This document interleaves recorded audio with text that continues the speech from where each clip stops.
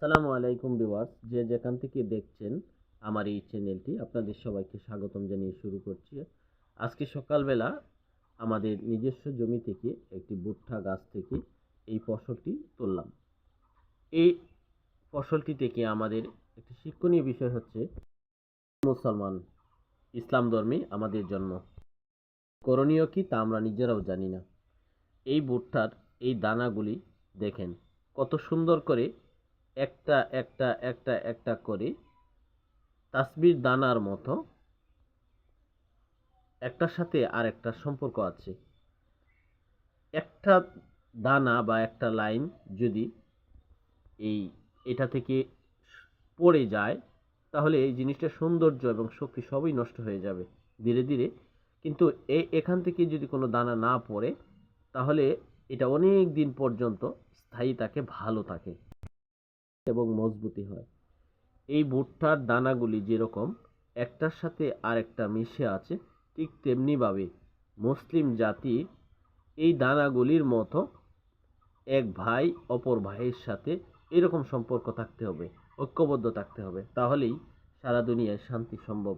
আজকে সারা পৃথিবীতে অশান্তি সৃষ্টি হয়েছে, একমাত্র কারণ কি?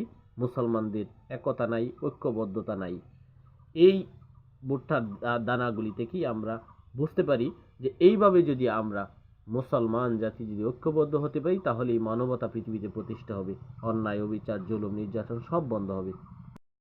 করিম সাল্লাল্লাহু আলাইহি ওয়াসাল্লাম হাদিস শরীফে সাহাবীদের উদ্দেশ্যে বলেছিলেন, একটা সময় আসবে যখন আমার উম্মতেরা এলোমেলো হয়ে পঙ্গপালের মতো এদিক ওদিক ছুটতে থাকবে এবং তারা তাদেরকে কাফের মুশরিকরা কচুর মতো কাটতে শুরু করবে। সাহাবায়ে কেরাম উত্তর দিলেন, হুজুর ওই সময়টা কখন?